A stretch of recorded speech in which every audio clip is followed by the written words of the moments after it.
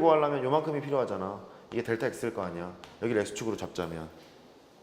보이죠? 델타 x가 되는 거니까 결국 이런 거예요. 넓이가 x에 관한 식으로 표현이 돼 있고 거기다 델타 x가 있어요. 얘가 k번째 조각의 부피 그거를 지금 쓴 거라고.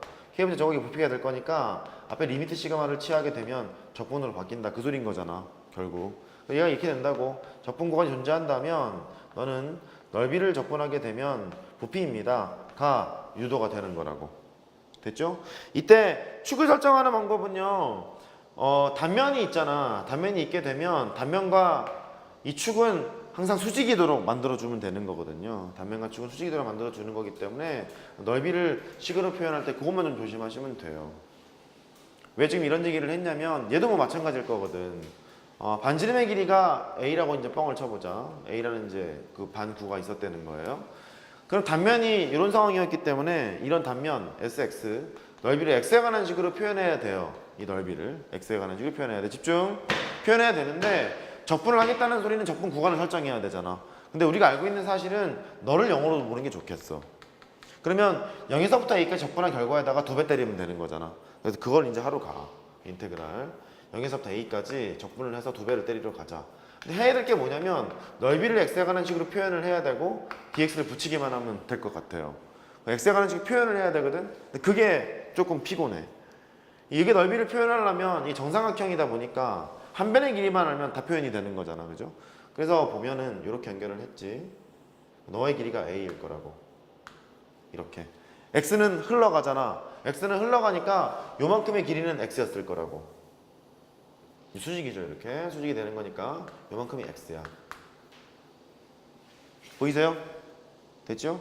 그러면 요만큼의 길이를 표현할 수 있어요. 피타고라 정리에 의해서 요만큼의 길이는 요거 요만큼의 길이는 루트 a제곱에다가 x제곱 요거를 빼면 요만큼의 길이가 나와.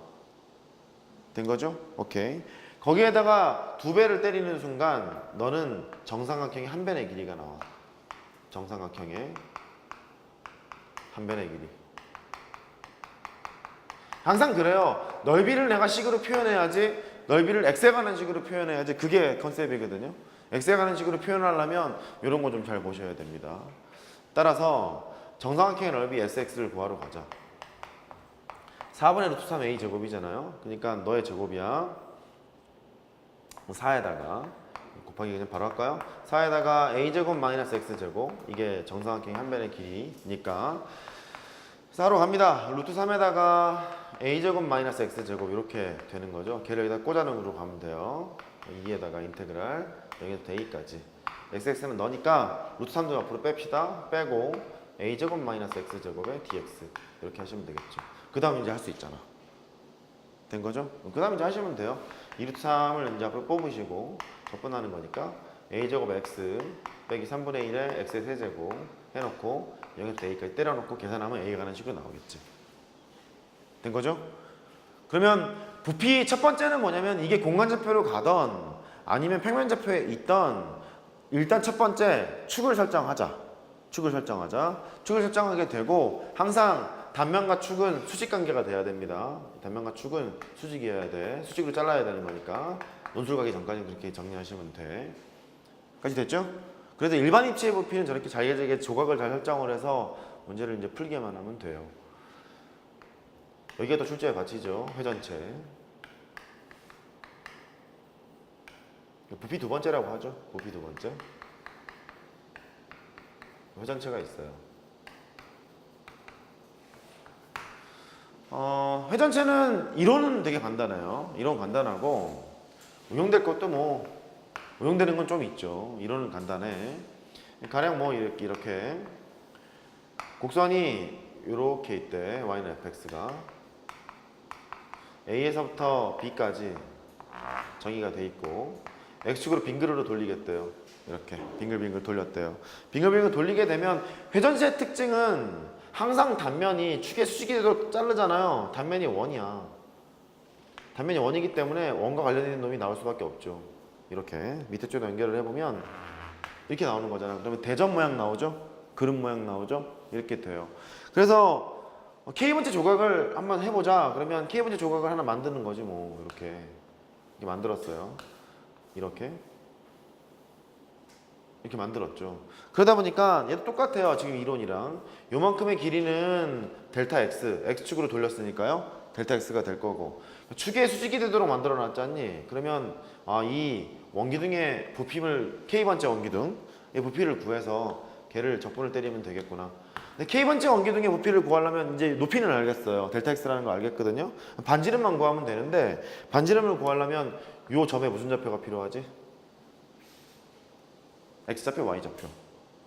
y좌표가 필요하잖니? 그러니까 뭉뚱그려서 요점에 y좌표가 필요하겠구나.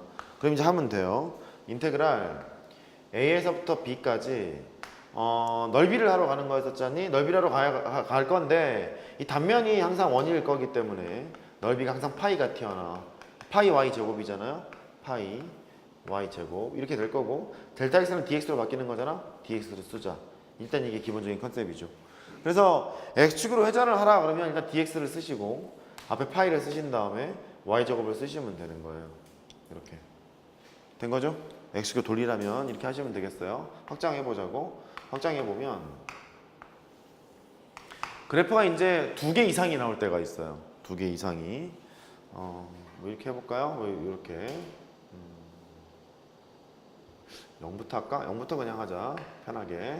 y는 fx가 있고 y는 gx가 있어요. 이렇게. 그러면 a에서부터 0에서부터 a까지 이거를 회전체를 돌려봐라. 그렇게 얘기를 하잖아요. 그러면 이렇게 되고 이렇게 되고 이런 식으로 나오고 이렇게 될 거라. 아이고.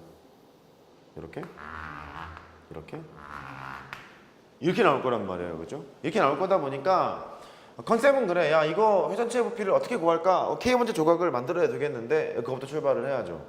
근데 K번째 조각을 만들러 가잖아요. 그러면 이렇게 된다고. 이렇게 하고 큰 원이 하나 보이죠?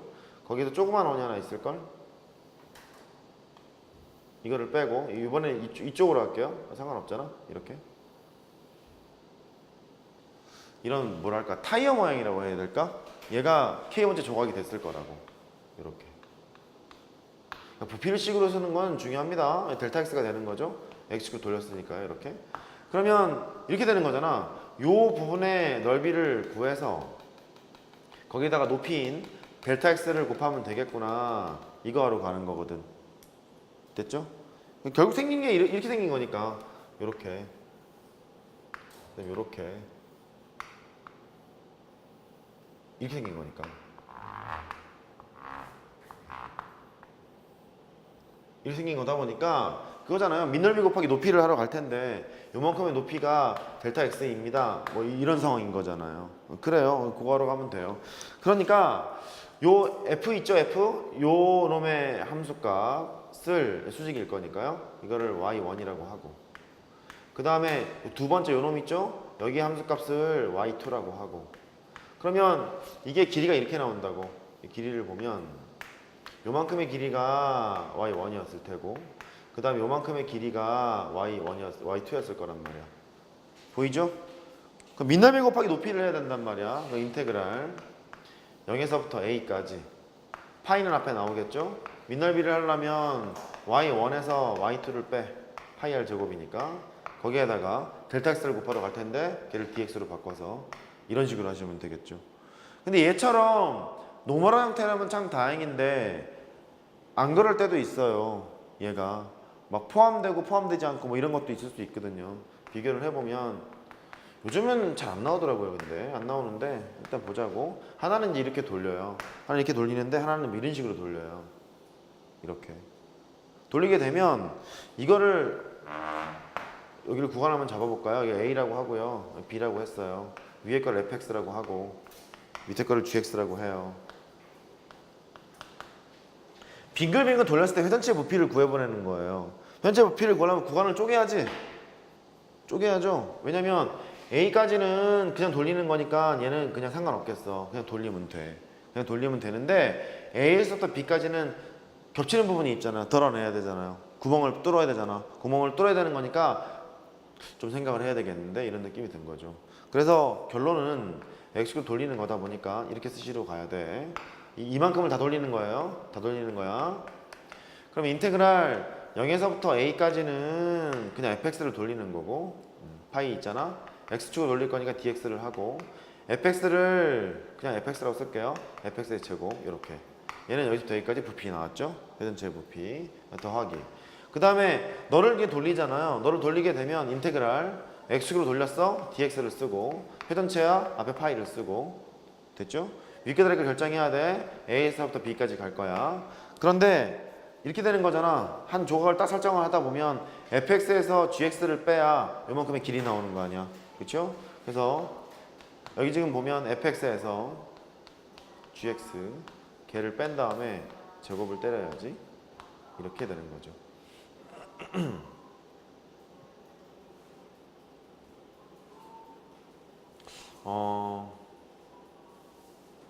이거 잘못했죠 지금. 이게 요만큼의 넓이를 구할 때 말이죠. 너무 건성건성인데? 이만큼의 넓이를 구할 때 큰 원의 넓이에서 조그만 원의 넓이 빼는 거잖아요. 그러니까 이렇게 쓰지 마시고, 잘못 썼어 이거. y1의 제곱 빼기 y2의 제곱 이렇게 하셨어야지. 이 상태라면 되는데 틀릴까봐. 봐봐요. 얘는 큰 원의 넓이에서 조그만 원의 넓이를 빼야 되는 거잖아요. 그러니까 이렇게 가는 것이 실수가 적어요. 맞죠? 이렇게 가셔야 되고, 너도 마찬가지야. 너도 지금 보시면 큰 원의 넓이에서 조그만 원의 넓이를 빼는 거잖아요. 그래서 올바로 이렇게 쓰십시오. fx의 제곱. 물론 어떤 거는 그냥 그렇게 대충 풀어도 돼요. 되는데 그렇게 하면 또 틀릴까봐 dx 이렇게 쓰는 게 올바른 표현이죠. 나도 된 거죠? 이렇게 이제 써버릇 하십시오. 결국 얘는